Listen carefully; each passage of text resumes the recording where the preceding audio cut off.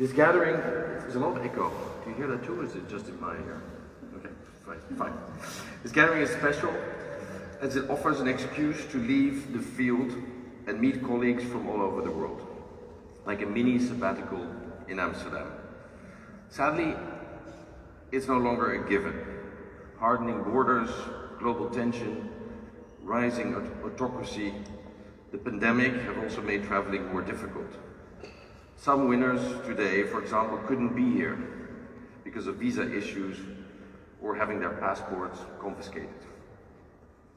For the public, World Press Photo offers a chance to be exposed to many carefully researched stories. Each of the 4 global winners have invested years in these stories. For example, the winning story about the Amazonian dystopia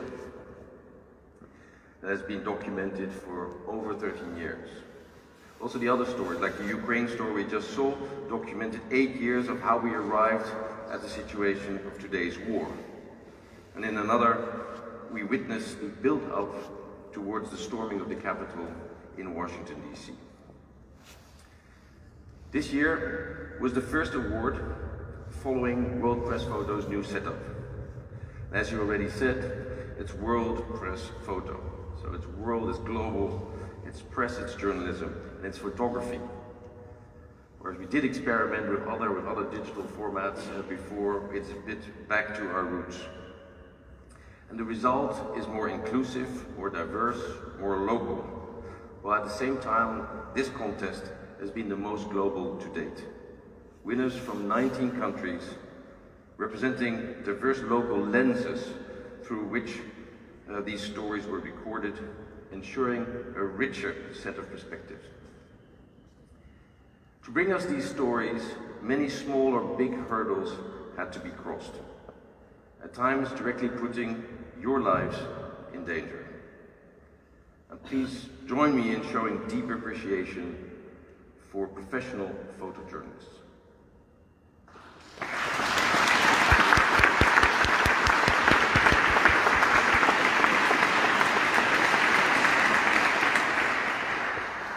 Freedom of speech and freedom of the press is under increasing pressure all around the globe. The lines are blurring of what previously were recognized as free speech countries. The world owes you a great deal of gratitude as you are trying to discern fact from fiction and make sense of the tsunami of information, perspectives, opinions, and fake news in the most original ways, like we've just seen behind us today. For the first time, as far as I'm aware, World Press Photo has 2 anonymous winners. They had to hide their identity in order to be not to be directly targeted, while wanting to give access to the world, the events taking place in their countries. So what about the stories today? There's so much that can be told about this year's winners and how the new World Press Photo approach has impacted the outcome. Unexpected themes, images, perspectives, and formats. They show us that much of the same is actually happening across the globe. Climate crisis, citizens uprising for social justice, violence against women, the horrors committed to indigenous people everywhere in the world. We see that the young generation is standing up for its rights, from Argentina to Khartoum. Alongside the despair, there's also hope, as people all over the world are taking things in their own hands and making changes happen. This year's overall global winner is illustrative. The image is aesthetic and conceptual. It's unique, without any people in the winning photo. I think that's the first World Press Photo. It implicitly contains many of the contemporary issues: violence against kids and indigenous people, cultural genocide, lack of accountability of systems and institutions. It also has a very high impact, depicting the shameful confrontation with its country's history.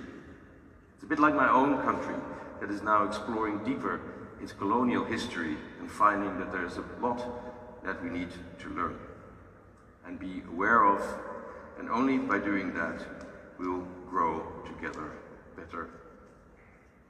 This juxtaposition of this literal unearthing of a scandalous story with the other winning stories depicting contemporary practices adds a layer of relevance to this year's exhibition.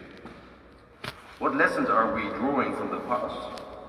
What shame will we feel tomorrow from the things we did or did not do today?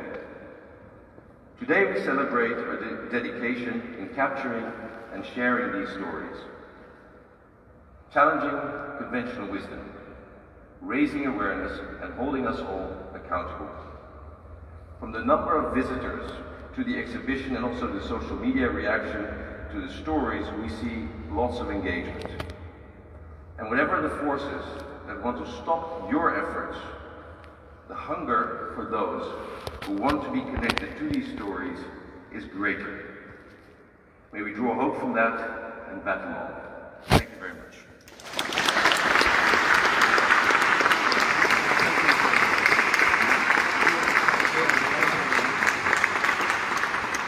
Thank you for those inspiring words. Now it's time for the moment we've all been waiting for, the awards ceremony. Jumana. Thank you, thank you. We will just start before having all the winners come to just, we don't have the honorable mentions with us today, but this year we gave the jury the opportunity to honor some photographers for their issues, for the way that they depicted the images, etc.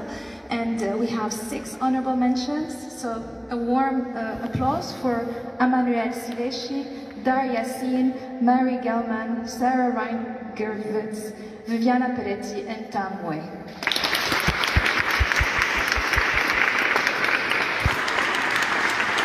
Thank you. And now, Prince Constantine, would you like to please join me here? Thank you. We're going to go region by region. So we will start with Africa. Singles, Sudan protest. Faiz Abubakar Muhammad from Sudan.